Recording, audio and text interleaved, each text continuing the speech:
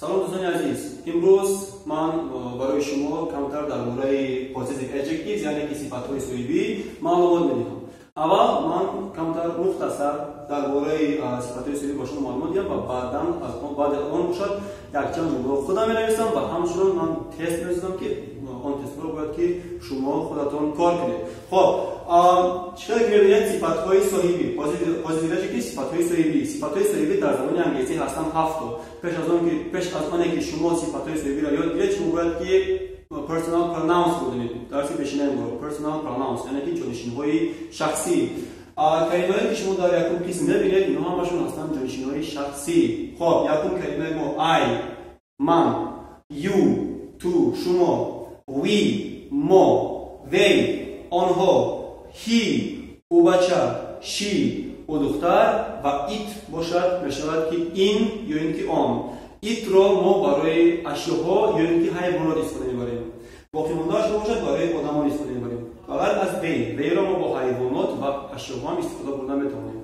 خب صفت‌های سلبی چی را می‌فهمونند؟ صفت‌های سلبی صحیحیت را می‌فهمونند. یعنی که ما می‌فهمونند که یگان چیز با یگان کس تعلق دارد یا اینکه حتی یگان چیز با یگان چیز دیگر تعلق دارد. خب در اینجا ما چی داریم؟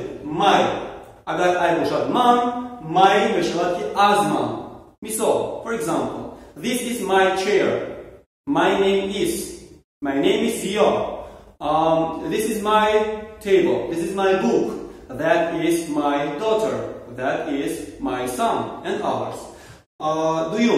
دویمش میشود که your you باشد شما your میشود که از شما your از شما. مثال میزنیم for example this is your plate this is your son this is your driver this is your car where is your son what is your name نامی تو چی است what is your name. خب your هم برای از تو همچون از تو و همچون از شما استفاده بوده میشود.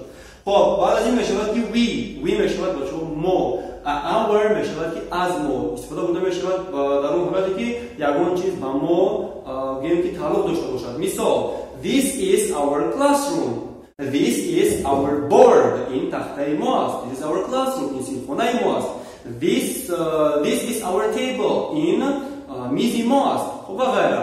these are my students اینها دانشجوی من هستند و غیره. they میشود که آنها their تلفظ their میشود که از آنها.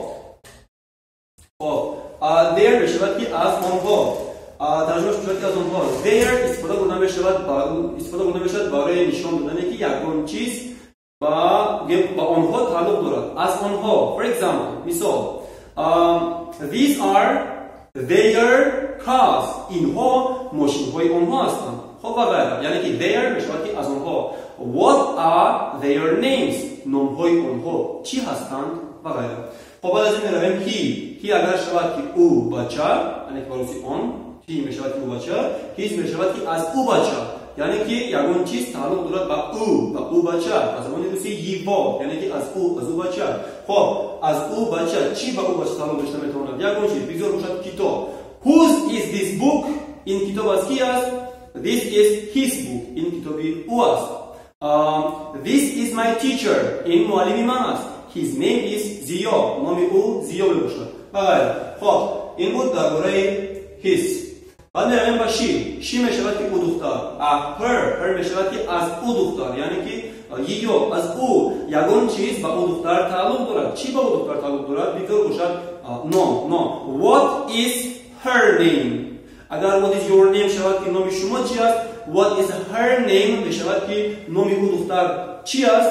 خب what is her name نام او چی است is this her name این نام او است.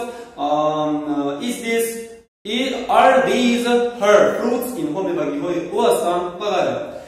بعد آخران باشد میشود که it چرا که من فهمیدم it استفاده بوده میشود برای یگان گیم اشیا یا اینکه حیوان. for example it is a dog it is a book it is a car و غیره. it میشود که از او یعنی که از او از این از آن شخص از آن حیوان از آن میگیم که ماشین چی داشته میتونه؟ بالون داشته میتونه. بالون به انگلیسی میشود که تایر. بالون به زبان انگلیسی میشود که تایر. اگر میگیم که بالون های این میشود it's tire. بالون های این it's tires. بالون این it's tire. Its name. Oh, this is my dog. Insagi manas. This is my dog. Insagi manas. Its name. Nomi u. Its name is Baron, for example. Baron. Okay, its name is Baron, and so on.